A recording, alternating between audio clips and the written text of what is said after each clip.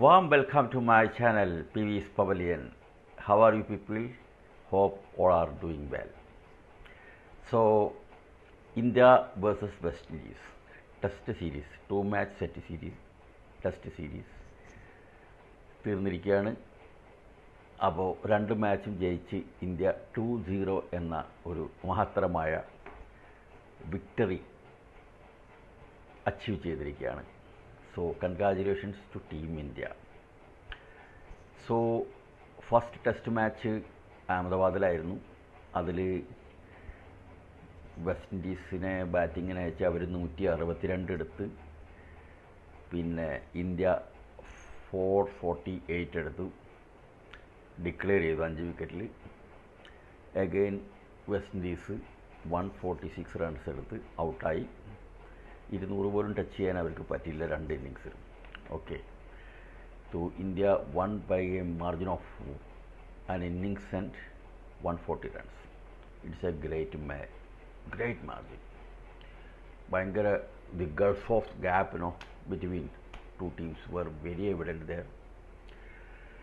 So രണ്ടാമത്തെ test match ഈ October 10 മുതൽ നടന്നത് ഡൽഹിയിലാണ്. അരുൺ ജെയ്റ്റ്ലി സ്റ്റേഡിയത്തിൽ വെച്ച് നടന്ന ആ മാച്ചിൽ ഇന്ത്യ 518 റൺസ് 5 വിക്കറ്റിൽ. അപ്പോൾ നമ്മൾ യശസ്വി ജയ്സ്വാൾ ആൻഡ് ശുഭ്മാൻ ഗിൽ ക്യാപ്റ്റൻ, ഇവരെല്ലാം സെഞ്ചുറി അടിച്ചെല്ലാം കണ്ടു. വളരെ എൻ്റർടൈനിങ് ഇന്നിങ്സ് ആയിരുന്നു രണ്ടുപേരുടെയും. സോ വെസ്റ്റ് ഇൻഡീസ് മറുപടി ബാറ്റിങ്ങിന് ഇറങ്ങിയപ്പോൾ ഒരു 248 ഓൾ ഔട്ടായി ആദ്യം first innings. And we enforce the follow on ആയപ്പോൾ നമ്മൾ എന്താ പറയുന്നത്, എഗൈൻ അവർ നല്ല ഫൈറ്റ് ബാക്ക് വെച്ചു.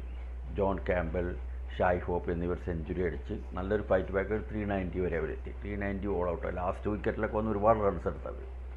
ഓക്കെ, അപ്പോൾ നമുക്ക് തന്നെ സംശയമായിപ്പോയി ഇത് എന്ത് പിച്ചാണ് ഉണ്ടാക്കിയിരിക്കുന്നത്. ഫോർത്ത് ഡേ ഈവൺ ദേ ഡ്രാഗ്ഡ് എന്താ പറയുന്നത് ടു 5th ഡേ. ഇതിൽ നമ്മൾ ഓർക്കേണ്ടതാണ്, ഫസ്റ്റ് ടെസ്റ്റ് തന്നെ 2.5 ദിവസം കൊണ്ട് തീർന്നതാണ്. അപ്പോൾ പക്ഷേ അവർ ഫൈറ്റ് ബാക്ക് നടത്തിയത് കൊണ്ടും നല്ലതായിട്ട് പ്രതിരോധം സൃഷ്ടിച്ചത് കൊണ്ടും 5ാം ദിവസം വരെ നീണ്ടു നിന്ന ഒരു ടെസ്റ്റ് മാച്ചായിരുന്നു. പക്ഷേ പെട്ടെന്ന് തന്നെ കളി തീർന്നു. എന്നാലും 3 വിക്കറ്റ് ഔട്ടായി. അപ്പോൾ സ്കോർ ബോർഡ് എന്ന് പറഞ്ഞാൽ അവർ 248-13. പിന്നെ ലാസ്റ്റ് ഇന്നിങ്സ്, അതായത് ഇന്ത്യയുടെ സെക്കൻഡ് ഇന്നിങ്സിൽ 124 റൺസ് എടുത്ത് 3 വിക്കറ്റ് പോയി. അപ്പോൾ ഇന്ത്യ 1/7 വിക്കറ്റ്സ്. സോ ഓവറോൾ ഇതൊരു നല്ല ഒരു എന്താ പറയുന്നത് നല്ല ലക്ഷണമാണ്. ഇന്ത്യയിൽ നിന്ന് എല്ലാവരും എക്സ്പെക്റ്റഡ് വിക്ടറിയാണ്. എന്നാൽ ഇതൊരു ഇന്നിങ്സ് ജയത്തിനൊന്നും പോയില്ല. അറ്റ്ലീസ്റ്റ് അവർ ഫൈറ്റ് ബാക്ക് ചെയ്തു. Very good for west Indian cricket. West Indian cricket പഴയ പ്രതാപത്തിലേക്ക് തിരിച്ചു വരണം എന്നുള്ള ആഗ്രഹിക്കുന്ന ഒരു വ്യക്തിയാണ് ഞാൻ. കാരണം എന്ന് വെച്ചാൽ അവർ വളരെ സിമ്പിൾ ഫൺ ലവിങ് പീപ്പിൾ. അവരുടെ ലോക്കൽ, അത് തന്നെ കരീബിയൻ ഐലൻഡ്സിൻ്റെ ഒരു സമൂഹമാണ് വെസ്റ്റ് ഇൻഡീസ് എന്ന് പറഞ്ഞാൽ. അപ്പോൾ പല രാജ്യങ്ങൾ ചേർന്നാണ്. അതുകൊണ്ട് തന്നെ അവിടെ ഒരുപാട് പ്രശ്നങ്ങളുണ്ട്. അപ്പോൾ അതെല്ലാം ഈ എല്ലാ രംഗത്തും പ്രതിഫലിക്കുന്ന പോലെ ക്രിക്കറ്റിലും പ്രതിഫലിച്ചെന്ന് മാത്രം. But I think they fought back very brilliantly. അപ്പോൾ ഇവിടുന്ന് ഇന്ത്യൻ മണ്ണിൽ ഇന്ത്യക്ക് 2 സെഞ്ചുറി, 2 പേര്, ഒരു ഓപ്പണർ സെഞ്ചുറി നേടി. അത് വലിയ കാര്യമാണ്. പിന്നെ 4 down batsman Shai Hope century നേടി. അത് ഏതൊരു രീതിയിൽ നോക്കുകയാണെങ്കിലും നല്ല ഒരു ലക്ഷണമാണ്. And they will take many things, positive things with them. Okay, അപ്പോൾ അടുത്ത കളി വേറൊരു കൺട്രിയോട് കളിക്കുമ്പോൾ, ഒരു ബറാബർ കൺട്രിയോട് അല്ലെങ്കിൽ താരതമ്യേന പവർ ഓഫ്സ് അല്ലാത്തൊരു ടീമിനോട് കളിക്കുമ്പോൾ അവർക്ക് ജയിക്കാൻ ചാൻസ് ഉണ്ടെന്ന് ഞാൻ വിശ്വസിക്കുന്നു. So player of the match Kuldeep Yadav ആയിരുന്നു പ്ലെയർ ഓഫ് ലാസ്റ്റ് മാച്ചിൽ. ആദ്യത്തെ ഫസ്റ്റ് ടെസ്റ്റിൽ രവീന്ദ്ര ജഡേജയായിരുന്നു. അപ്പോൾ പ്ലെയർ ഓഫ് ദി സീരീസായി 2 ടെസ്റ്റിൻ്റെയും ഓവറാൾ പെർഫോമൻസ് വെച്ച് നോക്കിയിട്ട്